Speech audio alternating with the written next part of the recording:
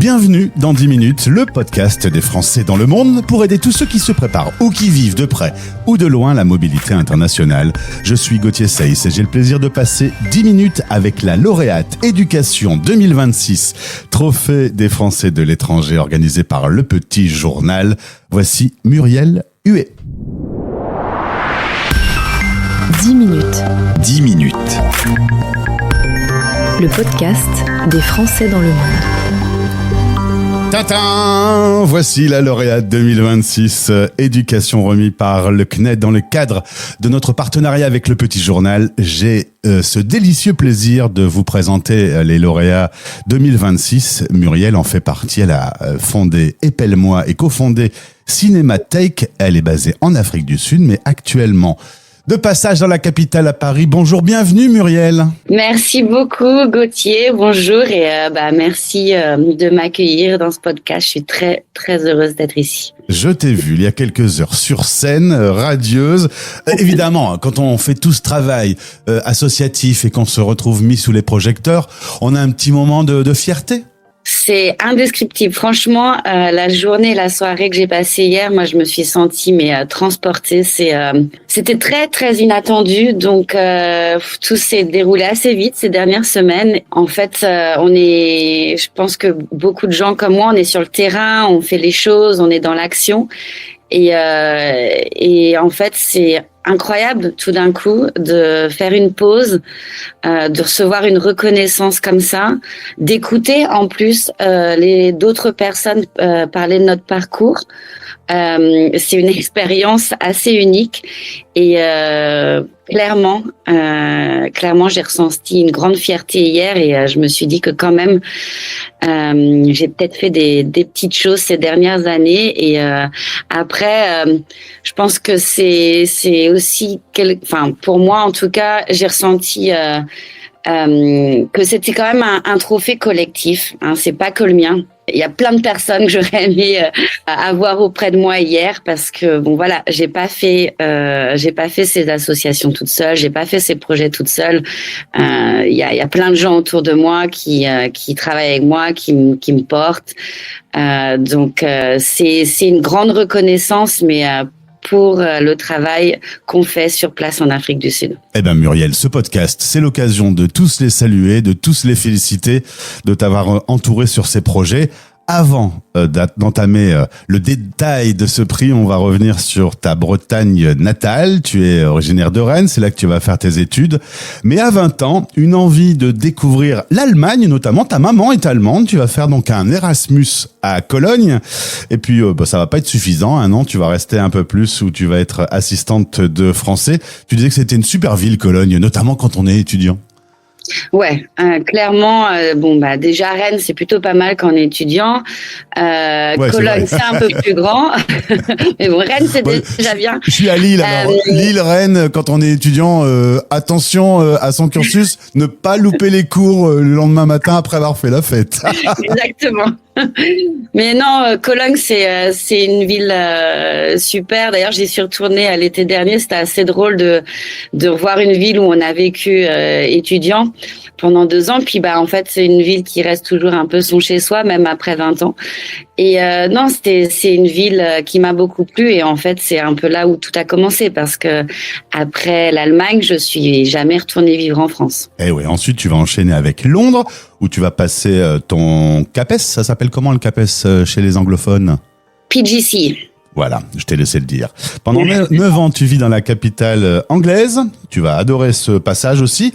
Et ensuite, tu auras un projet de tour du monde des écoles. Tu vas visiter 13 pays.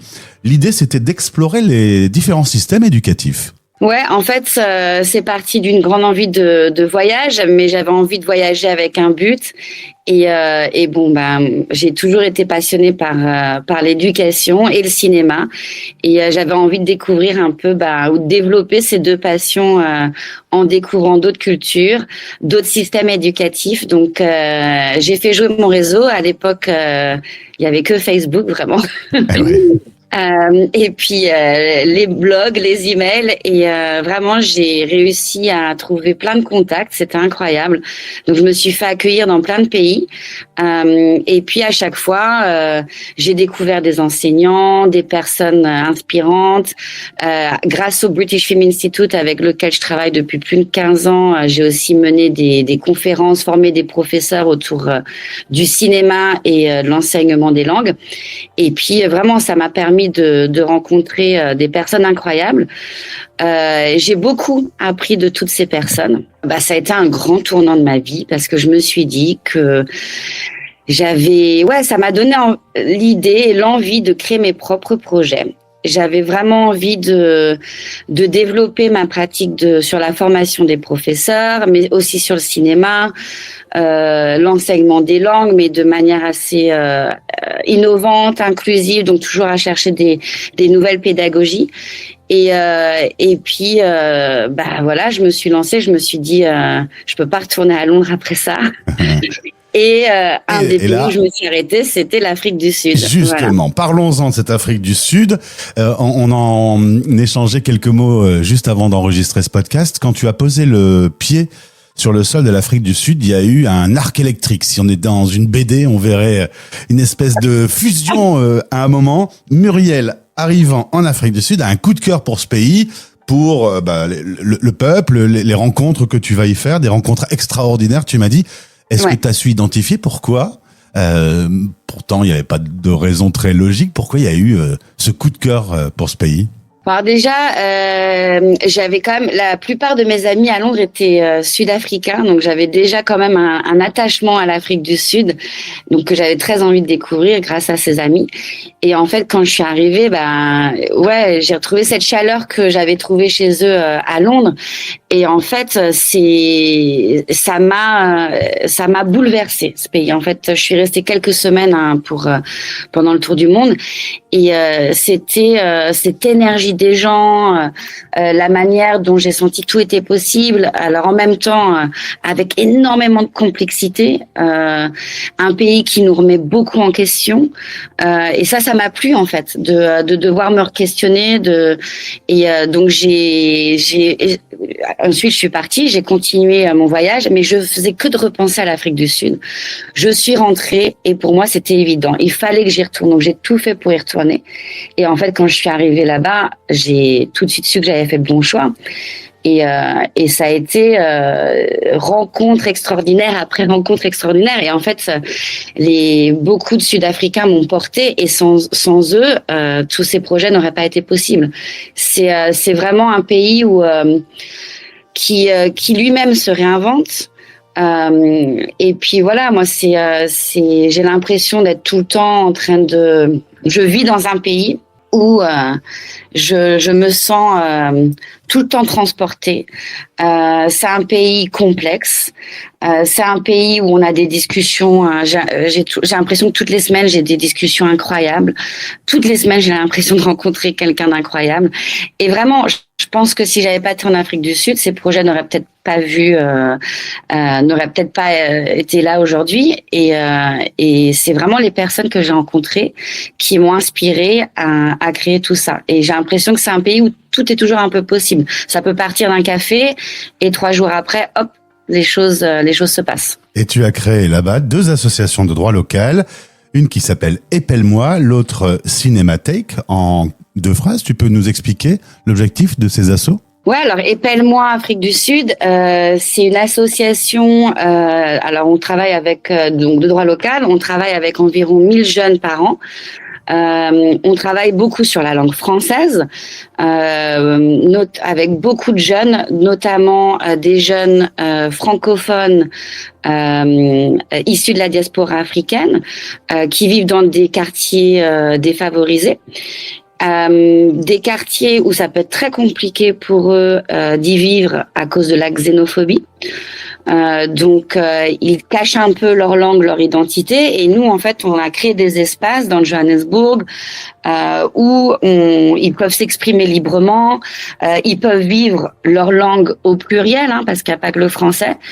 Donc nous on fait vraiment la promotion de la francophonie plurielle, inclusive, multilingue. On leur crée une plateforme où ils peuvent pratiquer ces langues, l'écriture, la lecture. On leur donne des perspectives d'avenir. On les aide aussi à s'intégrer dans le système anglophone sud-africain, donc aide aux devoirs. Et puis, on leur fait rencontrer d'autres jeunes. Donc, on travaille aussi avec des jeunes apprenants du français, du Lesotho, Malawi, Afrique du Sud, et des enfants des écoles françaises. On a des compétitions d'épellation, des débats, etc.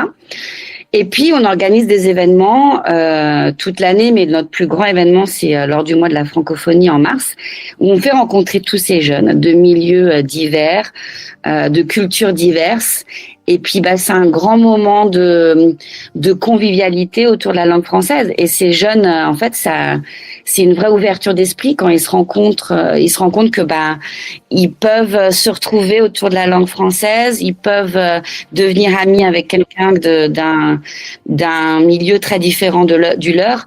Et en fait, c'est vraiment de leur donner cette plateforme pour s'exprimer et pour s'ouvrir un petit peu à ce qu'est la francophonie et à l'international. Et Muriel, tu as une autre passion, le cinéma. Et de là est né Cinémathèque. Alors, c'est un acronyme, je ne vais pas savoir le répéter, tu peux me le dire ? Cinémathèque, The Alternative Kinetic Experience. Voilà, merci. Alors qu'on a fondé avec mon mari Mpumelelo Mtata et une très bonne amie Émilie Demont. Donc Mpumi est réalisateur de films. Émilie est galeriste. On est tous les trois passionnés de cinéma et il y a plusieurs années, on s'est dit on veut créer quelque chose en Afrique du Sud pour donner plus d'accès à un cinéma peut-être